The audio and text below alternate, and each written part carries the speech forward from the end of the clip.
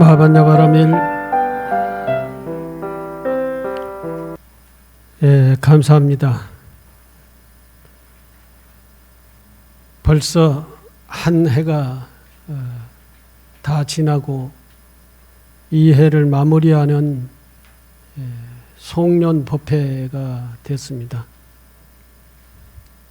그동안 1년간 여러분들 잘 살아오셨는지, 지금 이 시기면은 회사도 그렇고 개인도 그렇고 국가도 그렇고 모든 사람들이 살아가는 개인 단체들이 결산, 올 한 해 어떻게 살았는가 하고 결산을 하는 그러한 때가 아닌가 그래 생각을 합니다. 결산과 더불어서 내년 한 해를 어떻게 살 것인가 라고 하는 그러한 사업계획이라고 할까요? 신년 계획, 그러한 것들을 준비하고 결산을 하는 때입니다. 이민년 올 한 해도 많은 사건, 사고 들을 남기고 저물어가고 있습니다. 고운 빛깔로 물들었던 가을 단풍나무들이 맨몸을 드러내고 세찬 바람과 힘겨루기 하듯 차갑게 버티고 서 있는 겨울입니다. 연말쯤이면, 이때쯤이면은 문득 지금 나는 제대로 살고 있는가 하고 자신을 살피고 점검하는 그러한 때입니다. 지금은 성찰과 점검의 시간입니다. 성찰과 점검, 그것은 낯선 곳을 여행하다가 여기가 어디쯤일까 하고 목적지를 향해 제대로 가고 있는 것일까 하고 지도를 펴놓고 점검하는 일과 같습니다. 부처님께서는 우리의 삶의 속성이 변화의 연속이라고 하셨습니다.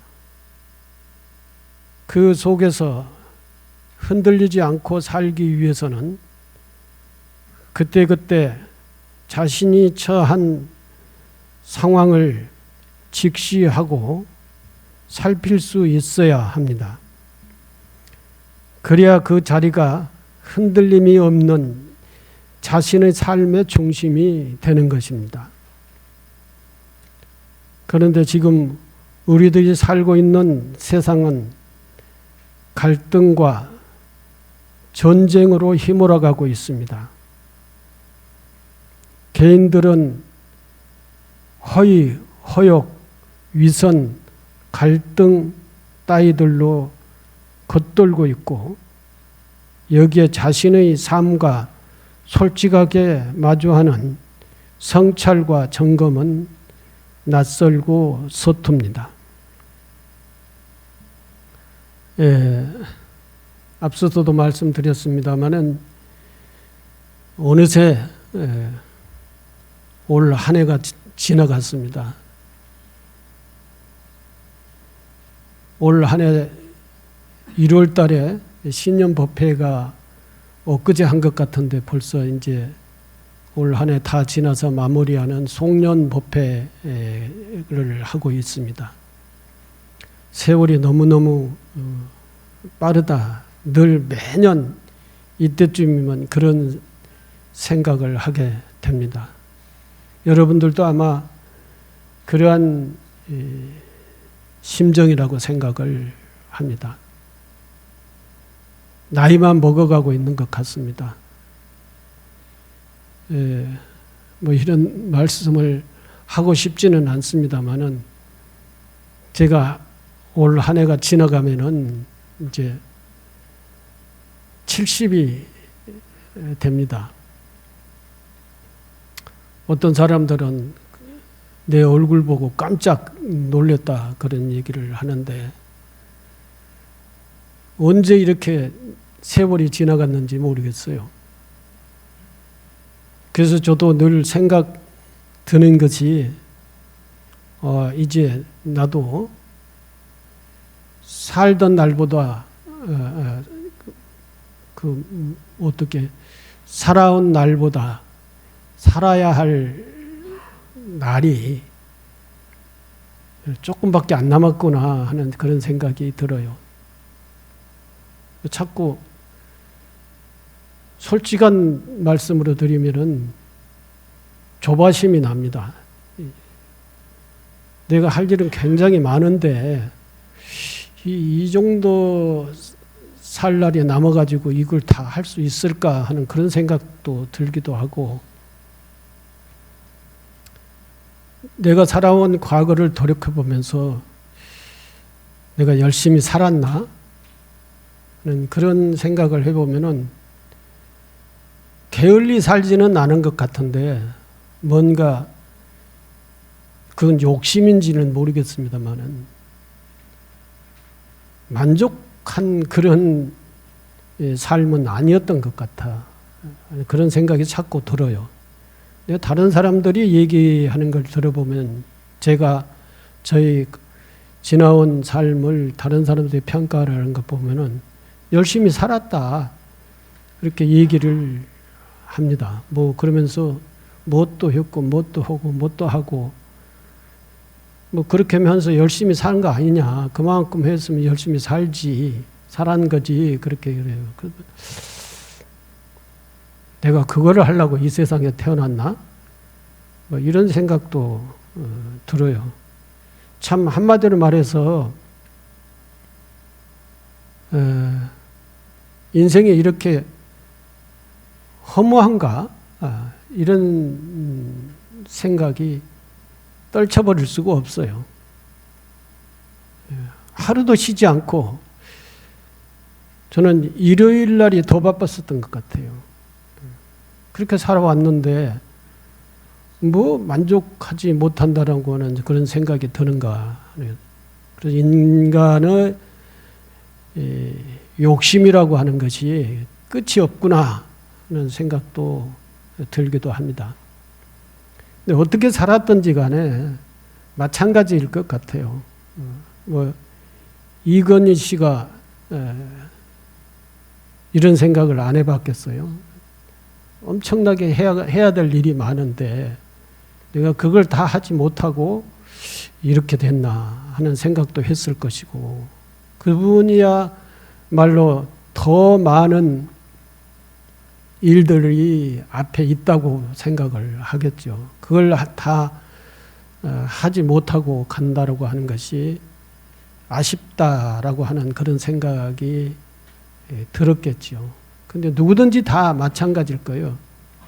게을리 살았던 사람, 부지런하게 살았던 사람, 또는 뭐 느슨하게 살았던 사람, 어떤 사람들이고 어떤 지점에 가면은 다 그런 생각이 들 것 같습니다. 그래서 이 다음 구절에 나옵니다마는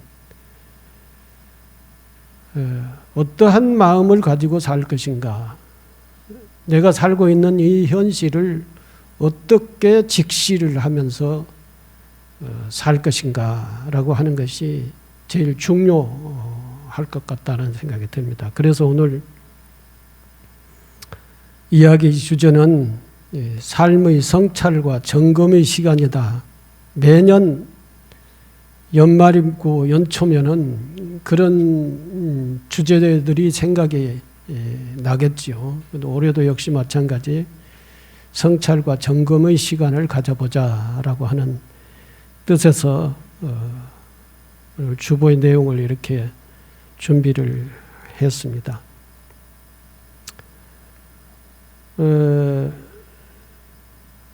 일반적인 세속인들의 삶도 연말이면은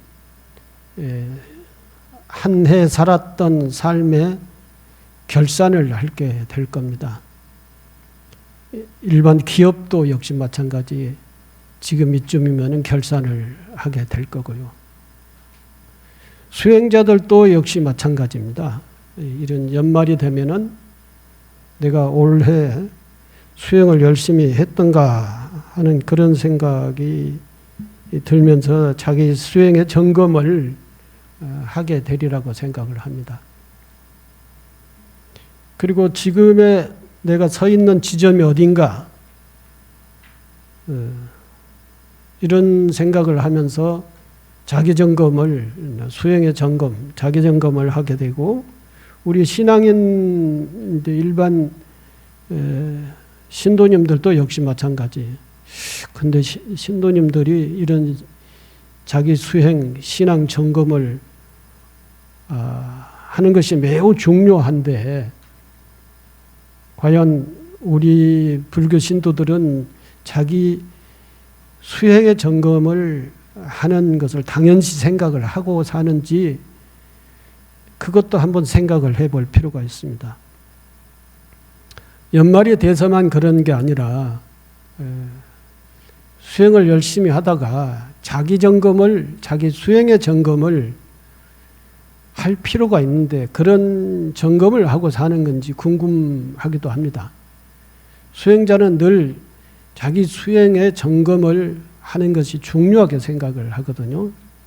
그 점검의 방식은 이제 선지식에게 가가지고 서로 이야기를 하면서 자기 수행의 점검을 이제 하는 방식이 있고 또는 그 전에 제가 자기 신행의 점검이다라고 해가지고 몇 가지 점검의 방식을 10가지를 이렇게 정리를 해서 이제 신도들한테 나눠준 그런 기억이 있습니다. 그 신행의 점검이 지금 내가 신행생활, 수행생활을 잘 하고 있는가 이러한 점검을 할 때 10가지 항목을 점검을 해서 거기에서 벗어나지 않는다고 하면은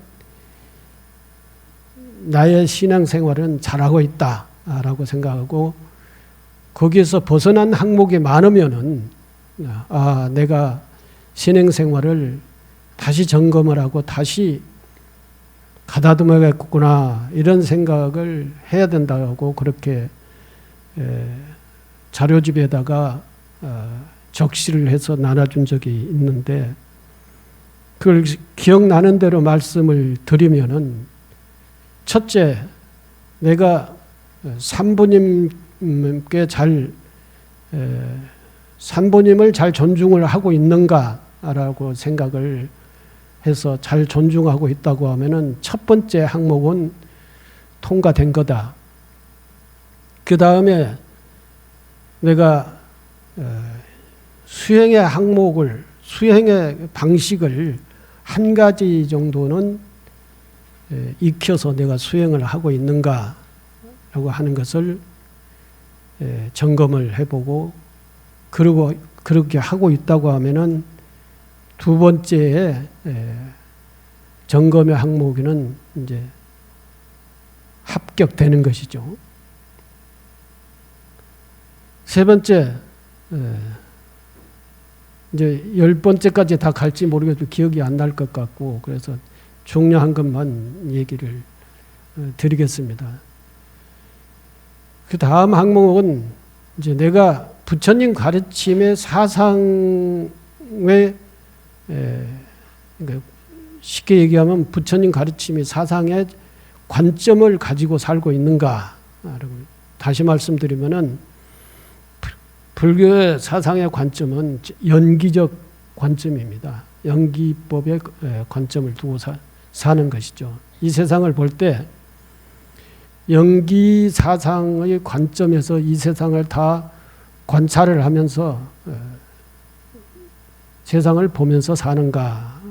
이것을 자기 그 사상적 관점이 부처님 가르침의 관점에 늘 세상을 바라보면서 사는가.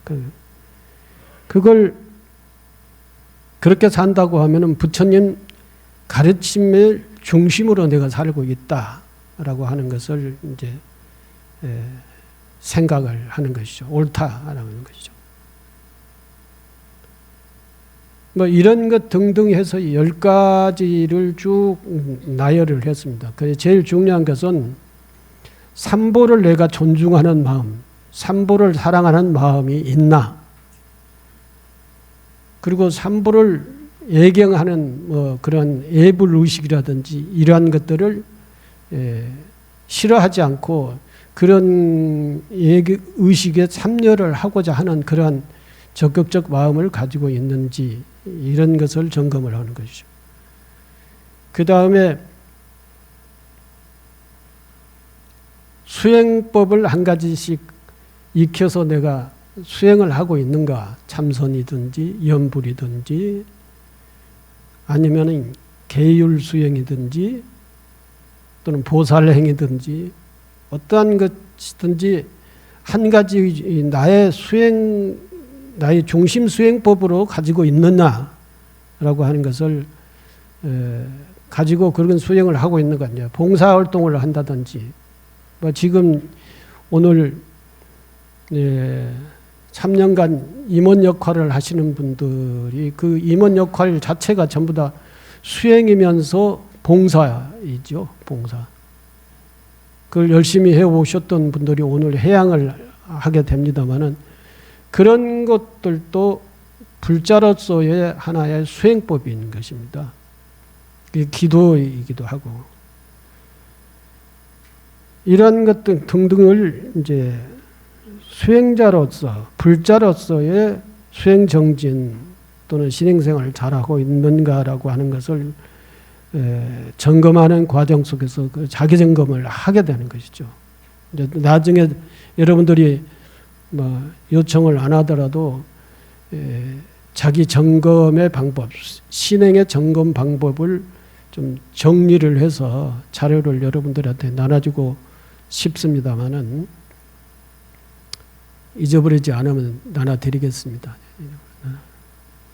그러한 점검을 해야 될 시기는 뭐 따로 이렇게 연말에 해야 된다 그런 것은 없지만 늘 중간중간 예를 들어서 한거 때, 동한거 때 아니면 월말 때, 월초 때 뭐 어떻든지 자기가 자기 수행 점검을 해야 될 그러한 필요성이 있다라고 생각이 되는데 그럴 때 점검을 하는 방법이 그런 방법이라는 것이죠.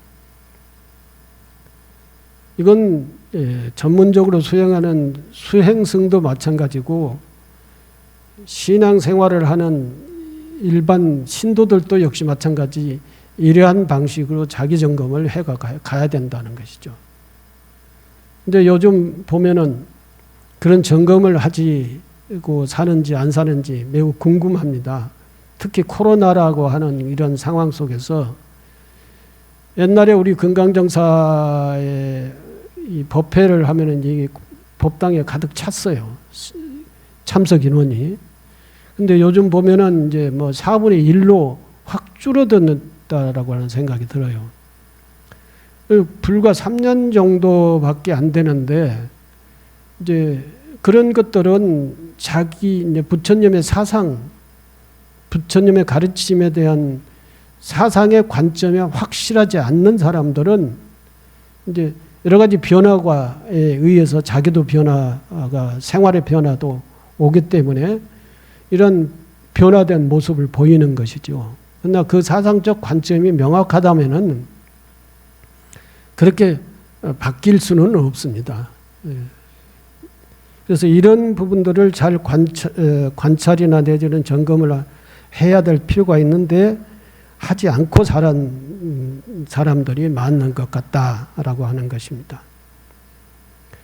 마치 여행하는 사람이 여행을 할 때 내가 여행지 목적지를 잘 가고 있는가라고 여행은 늘 처음 가는 길을 많이 가지 않았습니까? 그렇기 때문에 익숙한 길을 가는 여행도 있지만 익숙하지 않는 길을 이제 많이 가게 되는 것이죠.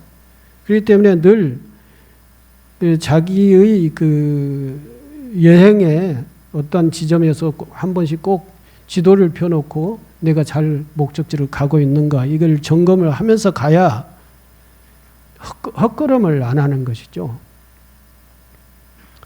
그와 마찬가지로 수행자도 그렇고 신행인도 마찬가지고 일반 그 기업인도 마찬가지일 거예요. 자꾸 자기 사업의 점검을 해야 되는 것이죠. 자기 삶의 점검을 해야 되는 것이죠. 그게 사실은 이제 매년 연말 연초면은 그런 점검을 많이 하게 된다라고 하는 그런 말씀이고요.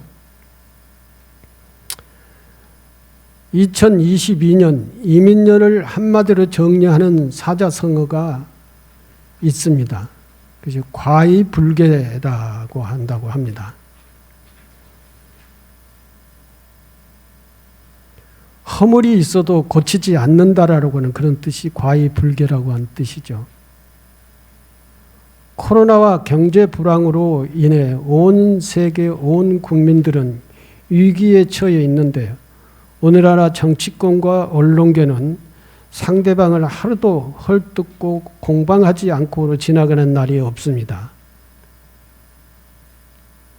약자의 진실은 거대한 권력의 힘의 그늘에 가리고 또 사람들은 깊은 생각 없이 자신이 편리한 대로, 편리한 대로라고 할까요?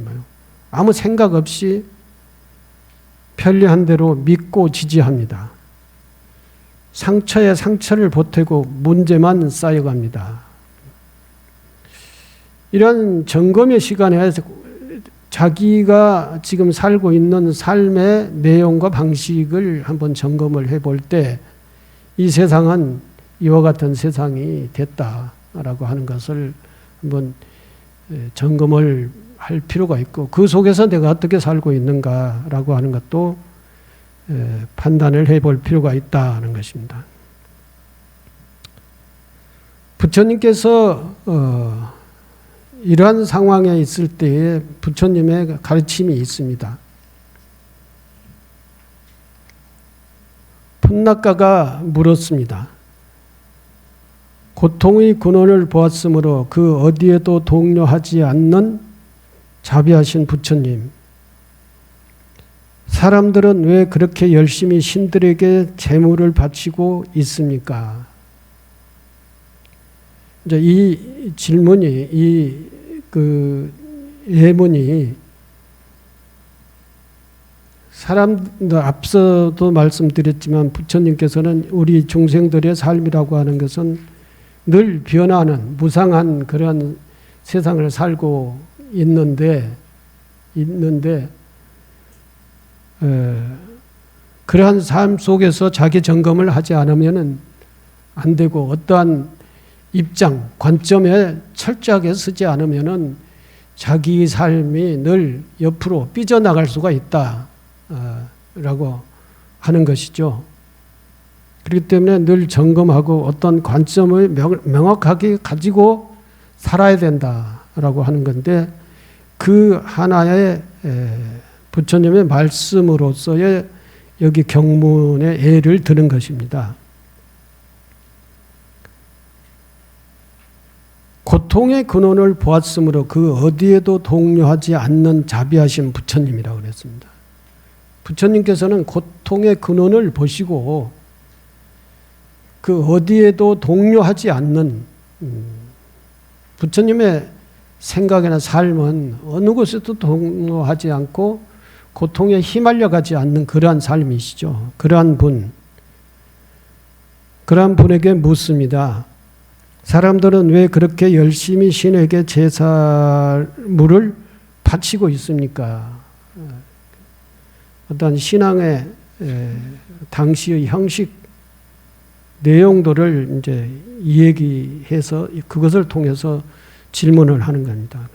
부처님께서 말씀하셨다. 풋낙가여, 사람들이 신에게 제물을 바치는 것은 다름이 아니라 늙은 뒤까지 지금 젊음과 생존, 늙은 뒤에도 젊음의 어떤 삶의 형식과 내용, 그 상태를 그대로 유지하려고 하는 그런 생각들이 있지요. 희망하고 있기 때문이다. 늙고 쇠약해진 것을 두려워하고 있기 때문이다. 재물을 바치는 사람들은 이 생존에 대한 탐욕에서 이렇게 늙은 후에도 젊었을 때처럼 그 상태를 유지하고 싶은 그런 욕망, 탐욕에서 길이 벗어날 수가 없으니 그들은 결코 탄생과 늙음의 차원을 넘어가지 못한다.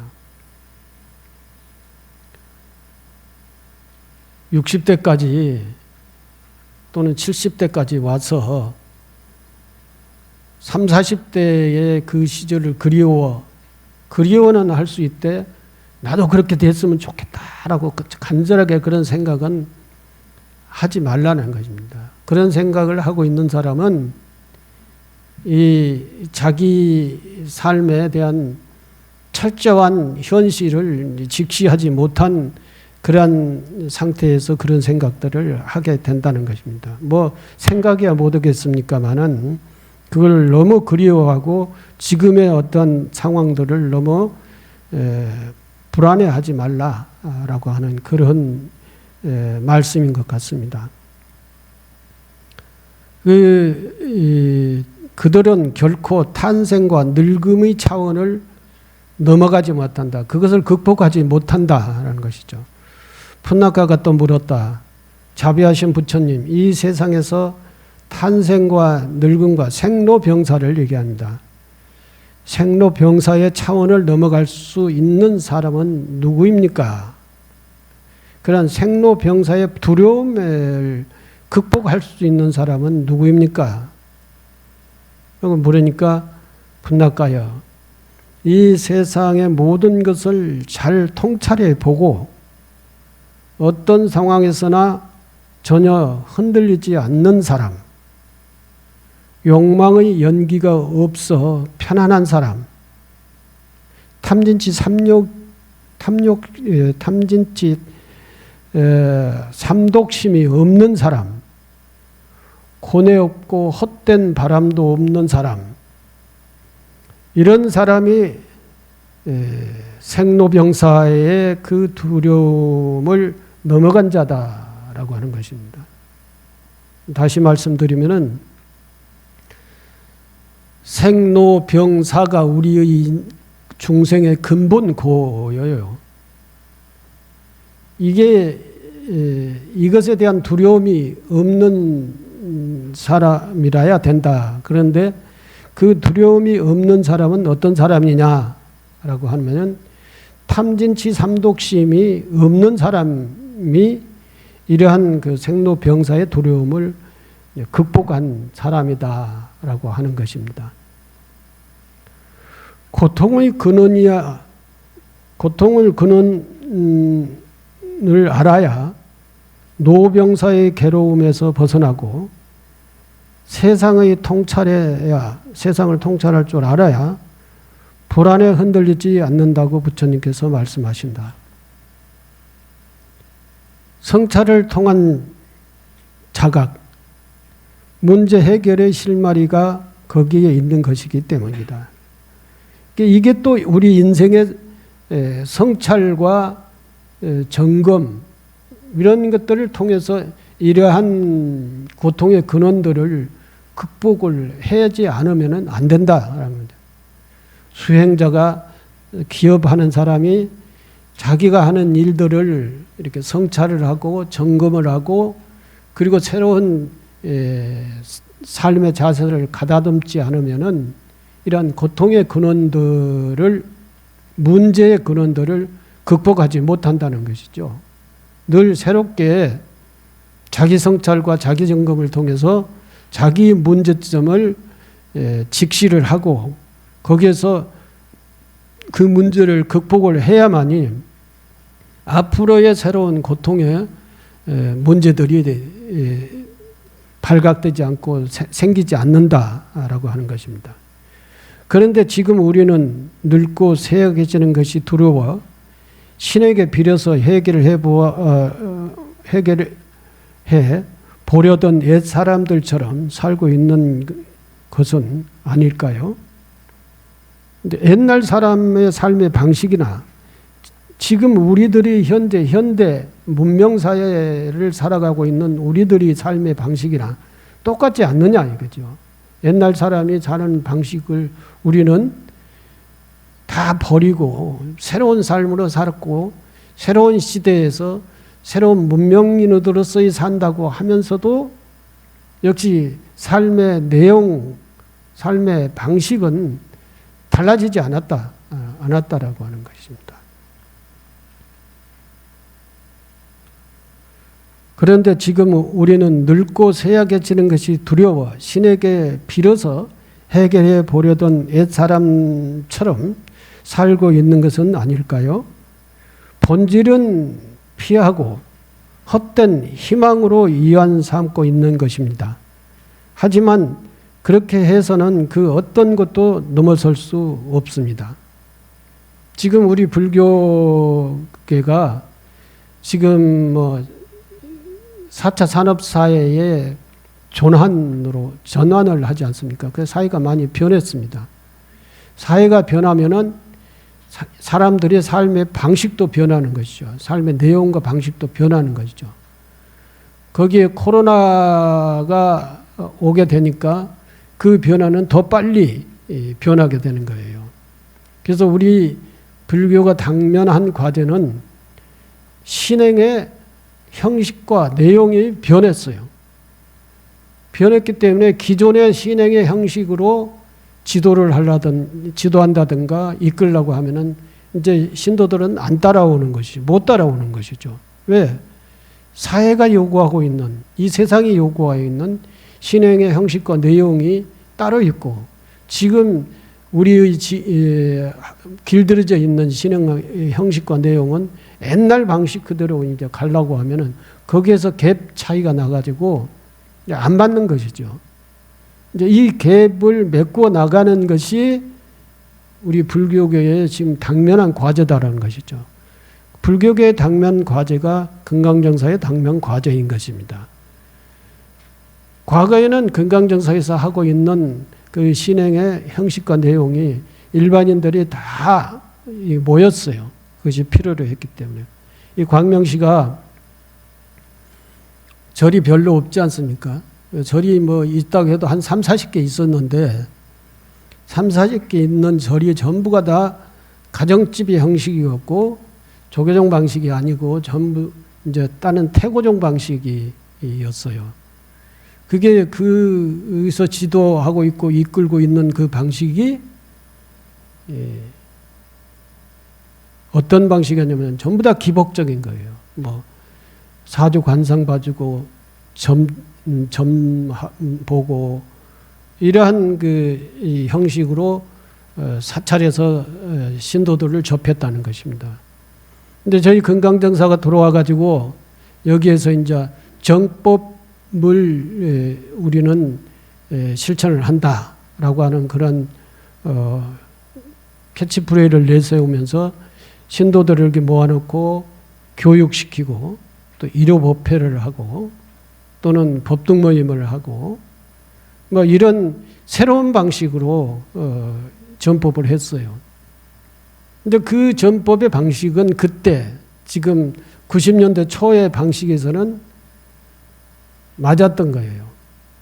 근데 그때의 광명시의 사찰들이 하고 있는 방식은 전부 다 사주 관상 보고 점하고 이런 방식이었던 것이죠. 그런 방식 속에 우리 금강정사가 와가지고 새로운 방식으로 교육, 복지, 또는 일요법회, 또는 법등 모임, 신행활동, 봉사활동 이런 식으로 가니까 전혀 다른 방식으로 됐던 겁니다.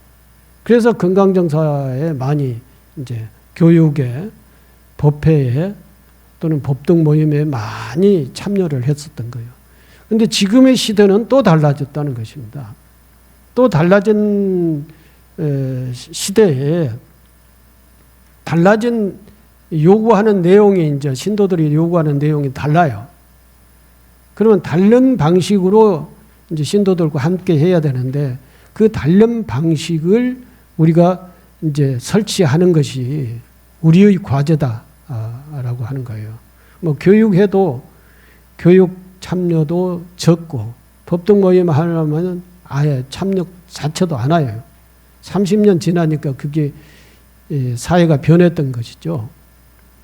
그리고 뭐 봉사활동 하자 해도 봉사활동도 잘 안 하려고 그래요. 임원 역할을 한다라고 하는 것이 우리의 5대 수행법 중에 하나라는 것이죠. 봉사, 이것이 보살행, 또 이것이 또는 공동체의 삶의 중요한 역할이라고 하는 그런 식으로 인식을 하고 있지 않다라고 하는 것입니다. 이게 해서 새로운 방식으로 이제 신행 지도를 해 나가지 않으면은 업그레이드 된 의식, 신도들의 의식은 업그레이드가 됐는데 우리의 신행 지도 방식은 업그레이드가 되지 않는 그런 상태에서는 앞으로 신도들을 리드해 나가기가 쉽지 않다라고 하는 것입니다. 그게 이제 불교는 수행의 종교이기 때문에 수행법을 새롭게 잘 정리를 해서 자기 변화를 일으키고 자기 성장을 일으켜 갈 수 있는 그러한 수행의 지도, 또 수행으로서의 신행을 이끌어 나가야 된다고 저는 생각을 합니다. 아직까지는 수행에 대해서는 여러분들이 그렇게 관심이 많이 없지만 앞으로 이제 수행을 해 나가는 과정 속에서 수행을 느껴보면은 여러분들이 요즘 뭐 세계적으로 명상의 트렌드가 됐지 않습니까? 미국에서 제일 먼저 명상이 붐이 일으켜가지고 지금 뭐 전부 다 우리나라도 명상 프로그램들이 사회적으로 아주 유행이 되고 있습니다. 근데 그게 이제 그만큼 유럽 사람이나 미국 쪽의 사람들에게 그만큼 요구가 됐기 때문에 많은 사람들이 거기에 참가하게 되고 그것이 사회적 트렌드가 될 수가 있었던 것이죠.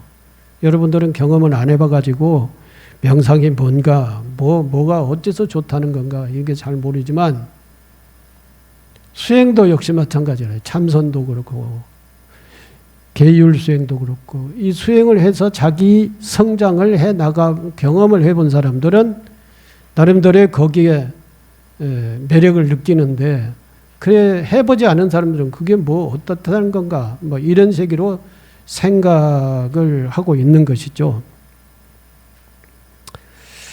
그래서 앞으로는 뭐 저희 건강정사에서 지금 현재 스님들에게 공부하라고 하는 것도 명상의 지도자가 되라. 명상의 지도자. 그리고 이제 교육 내용도 새로운 이제 지금 기존에 하는 방식과 내용으로 뭐 내용은 그렇다 하더라도 새로운 방식으로 이제 교육도 진행이 돼야 되고 다 이제 수행이라고 하는 그러한 방향으로 나가야 된다라고 하는 것을 얘기를 하고 스님들이 그런 지도자가 돼야 된다고 그 지도자 공부를 하도록 요구를 하고 있습니다. 근데 좀 시간이 지나가 보면은 이제 나타나게 될 겁니다만은 그러한 수행을 통해서 자기의 그 견해 또는 지혜 이러한 것들을 눈을 떠야 이제 이 세상에 살아나가는 과정 속에서 탄진치 삼독생 생로병사의 불안의 고통으로부터 극복을 할 수가 있다라고 하는 것입니다.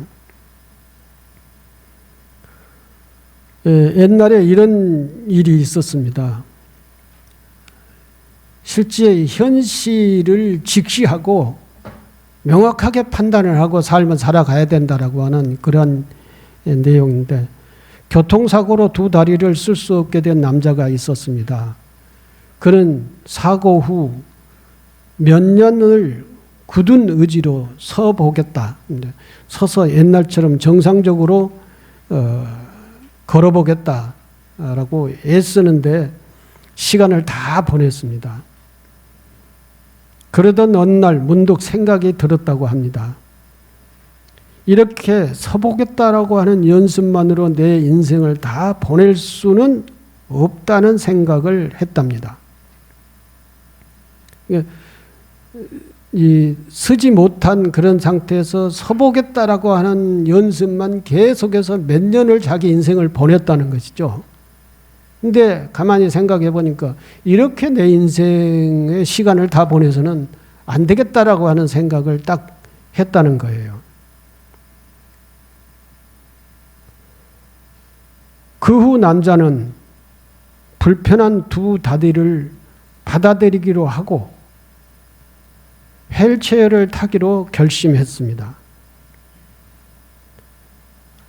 이 서보겠다는 의지가 굉장히 강해서 서겠다라고 하는 염습만 계속하면서 인생을 허비했다라고 하는 이런 생각이 들자 나는 서지 않고 다른 방식으로 살겠다. 그래서 휠체어를 타기로 했다는 것이죠. 자기 상황을 받아들인 것이죠.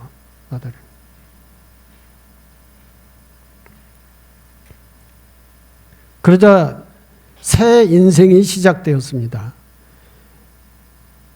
휠체어를 타기로 하고 휠체어를 받아들이고 난 다음에 휠체어를 통해서 할 수 있는 것을 여러 가지를 생각을 해보다가 휠체어 댄스에 도전했고 그는 장애인 올림픽에 도전을 해서 금메달로 그 실력을 과시했습니다. 인생의 결실은 현실에 발 딛고 서서 꿈을 향해 노력해 가는 데 있습니다.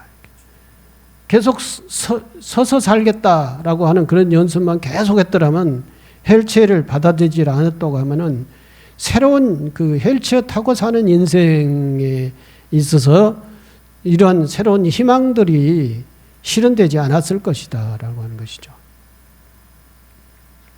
그 상황을 자기가 처해 있는 상황을 합리적이고 현실적으로 직시해 바라보고 판단해서 살아야 된다라고 하는 것이죠.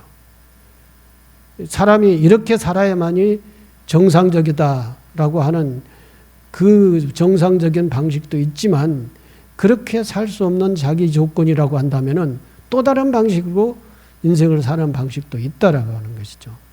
그렇게 마음의 전환을 그러니까 그것을 극복하는 것이죠. 마음의 전환을 해서 다른 방식으로 살아나가도 거기에도 희망이 있고 거기에도 가치가 있는 그러한 삶의 방식이 있다는 거죠.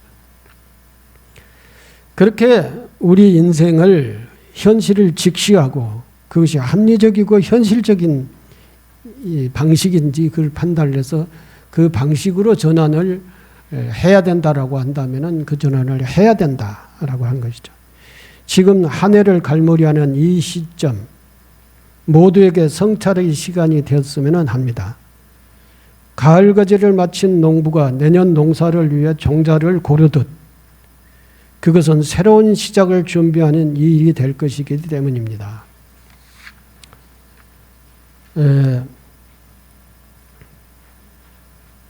제가 준비하는 얘기는 이 정도로 해서 정리를 하고요.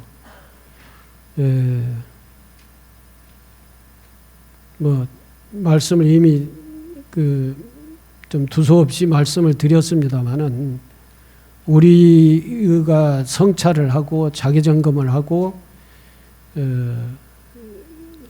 자기 성찰과 점검의 분야도 여러 가지 분야가 있고 사업적 분야가 있고 자기 삶의 분야가 있고 또는 신앙의 분야가 또 있지요. 그래서 신앙의 분야라고 한다면은 이러한 신앙의 성찰 앞서 제가 말씀드렸더니 자기 점검법 신앙의 점검법을 마련을 해서 또 아니면은 다른 스님들에게 가서 내가 신앙생활을 이렇게 하고 있는데 이것이 올바른가 있는가라고 하는 것을 점검을 하고, 그래서 정확하게 자기의 발전 방향을 진단을 하고 그 방향을 설정을 해서 가야 된다라고 하는 그러한 말씀이었고요. 올 한 해를 오늘 이 자리에서 이제 이렇게 마무리를 하고요. 그동안 3년간 임원 역할을 해오시던 임원 여러분들께 감사의 말씀을 드립니다. 오늘 이 송년법회를 통해서 마무리를 하게 됩니다. 그동안 수고 많이 하셨고요. 우리 신도 회장님이 앞서 인사말을 통해서 말씀을 드렸습니다마는, 나름대로 회장님은 수행을 하신 분이세요. 다 아시겠지만. 그렇기 때문에 당신의 신앙의 관점이라든가 방향이라든가 이런 것들이 딱 정리가 돼 있으세요. 그래서 무슨 일을 하든지 간에 당신의 관점이나 방향이 정해져 있어서 거침없이 나가시는 그런 분이십니다. 그래서 말씀도 잘하시잖아요. 어떠한 상황 속에서도 말씀도 잘하시고, 또 어떠한 행사 인사말이나 뭐 말씀을 하실 때도 거기 주제에 맞게끔 말씀도 잘하시다. 그동안 수행을 열심히 해오셨던 그런 분이시기 때문에 그러십니다.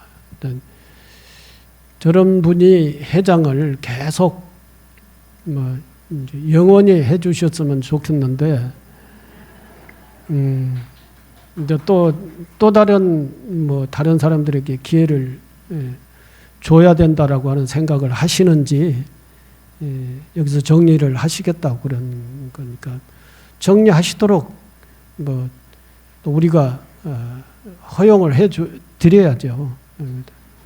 근데 한 가지 여기서 말씀드릴 것이, 회장님한테는 제가 말씀을 드렸습니다마는, 대만의 자재정사를 제가 몇 년 전에 갔어요.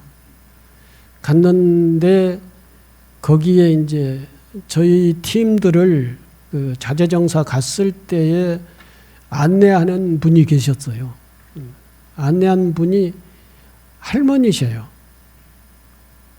근데 굉장히 활발한 그런 분이셨어요. 근데 그분이 자기소개를 하는데, 자기가 여기 자재정사의 신도의 회장이셨다는 거예요. 근데 지금은 나이가 많아가지고 더 활동력이 있는 사람에게 회장을 넘겨줬는데, 당신이 젊었을 때의 활동력이 굉장히 활발했을 때, 회장 뭐 임기제가 있는지 없는지 모르겠습니다만 지금까지 평생 회장을 해왔다는 거예요. 그리고 회장을 하고 난 다음에 이제 활동력이 약해지니까 다른 사람한테 넘겼지만, 지금도 명예회장이라고 하는 그런 직책을, 그 직함을 가지고 계시면서, 바로 이제 거기 자재정사에 찾아오는 사람들을 자재정사에 대해서 안내하는 그런 역할을 하고 계셨어요. 그러면서 보니까 굉장히 이렇게 파워가 느낄 수가 있었어요. 그리고 다른 직원들한테 얘기를 하는데 그 직원들이 아주 어떠한 다른 표정 없이 정말로 잘 따라줬어요. 따라줬으니까 명예회장의 포스가 저렇구나 하는 생각을 했어요. 그리고 느낌이, 그분의 그 표정이 아주 만족스럽고 정말로 의미 있는 일을 당신은 하면서 산다라고 하는 그러한 표정들을 읽을 수가 있었어요. 그래서 제가 거기서 결심을 했어요. 제가 있는 사찰도 그렇게 됐으면 좋겠다라고 하는 그런 생각을 했어요. 그런데 그렇게 되지를 않더라고요. 다 임기가 마치면 다 그만두려고 그러고 또 여태까지 그렇게 해왔어요. 근데 오늘 이 말씀을 드리는 것은 회장님으로서의 그만 해양을 하신다 하더라도 명예회장으로서 평생을 하시라는 거예요.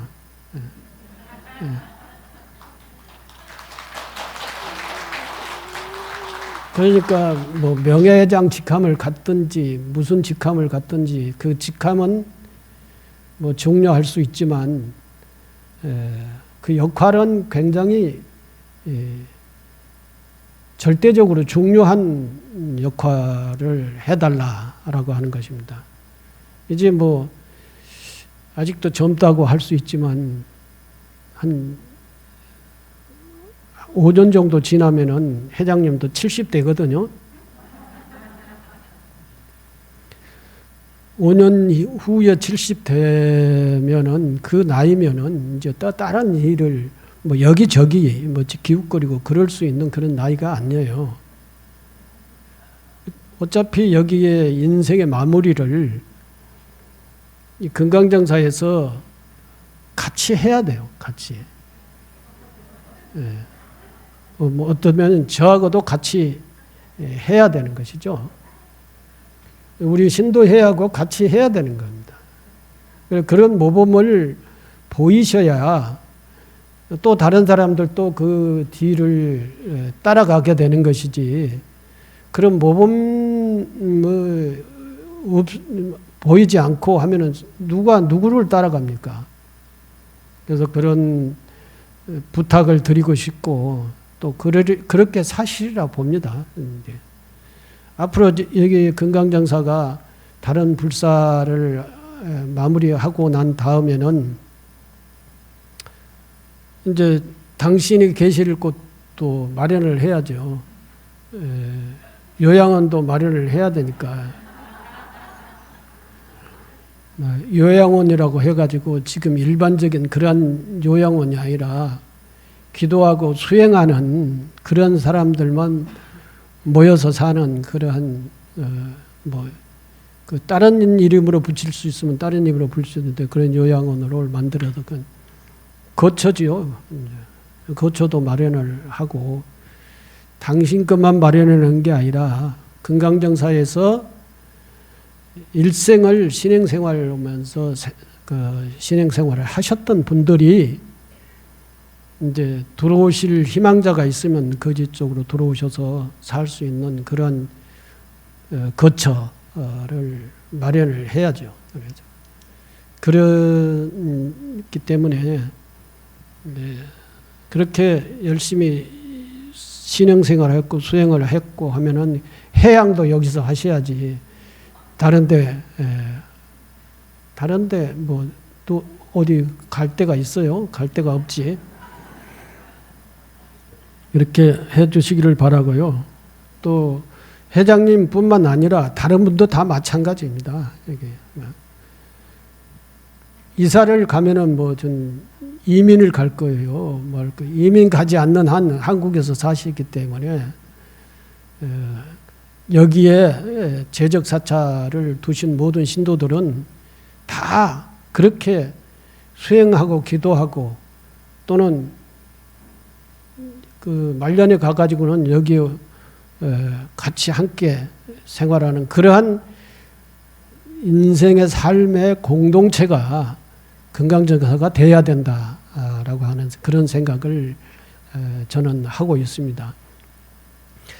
그것을 제가 이제 한 앞으로 10년 정도는 제가 뭐 일을 할 수 있지 않을까 그런 생각을 하고 10년 동안 열심히 일을 해서 그 토대를 마련을 하겠다라고 하는 것이 저의 그 앞으로의 희망입니다.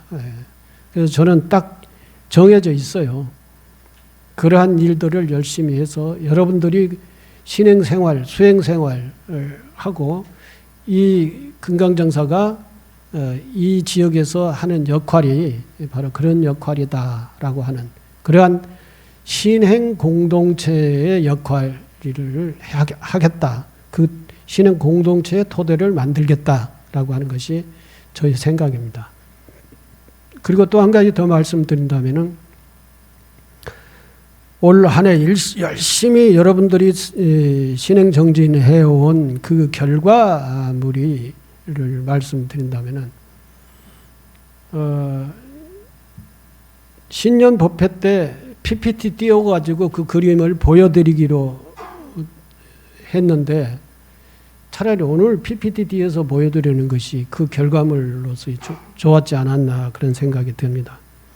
어쨌든 우리 사찰에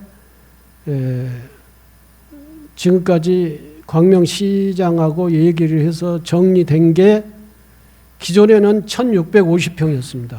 이 개발 전인데 개발하고 난 이후에 저희들이 확보한 땅은 1450평입니다.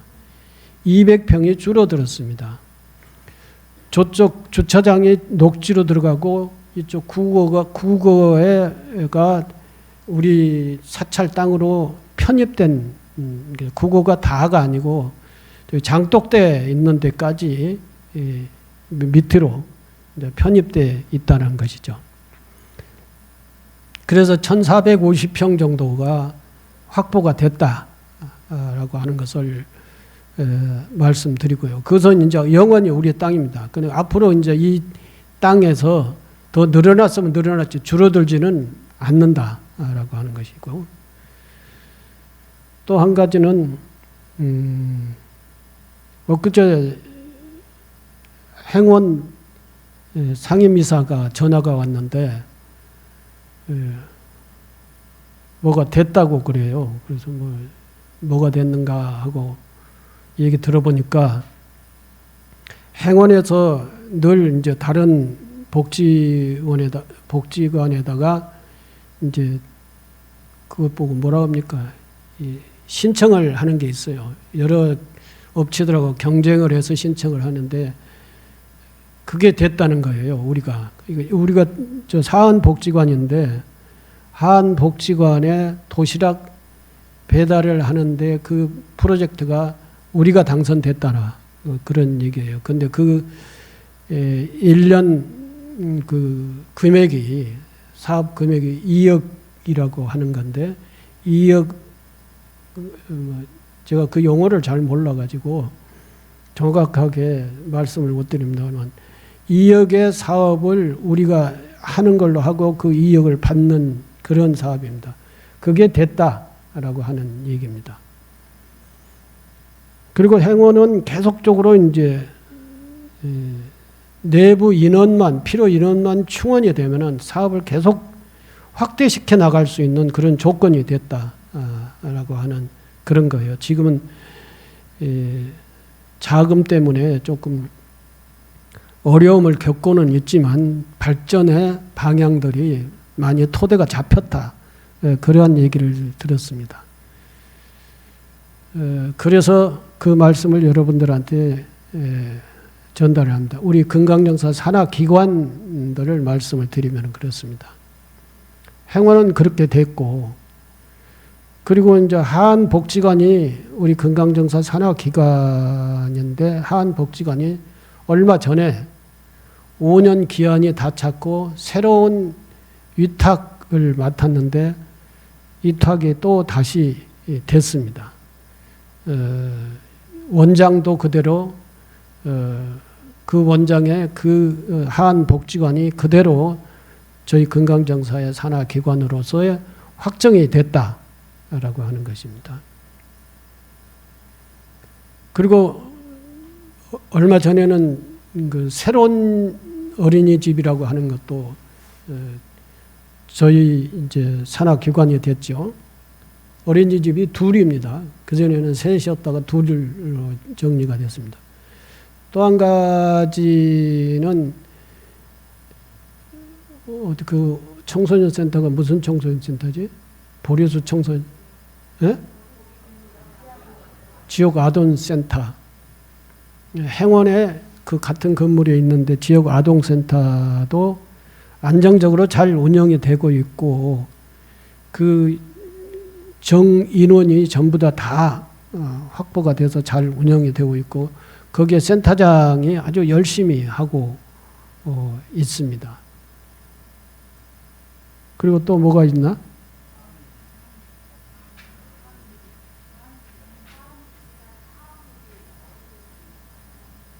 아까 한 어린이집이라고 하는 것이 한 누리 어린이집을 얘기하는 거예요. 네. 네. 철산복지관도 안정적으로 운영이 되고 있고요. 그러니까 지금 현재 건강정사의 산하기관이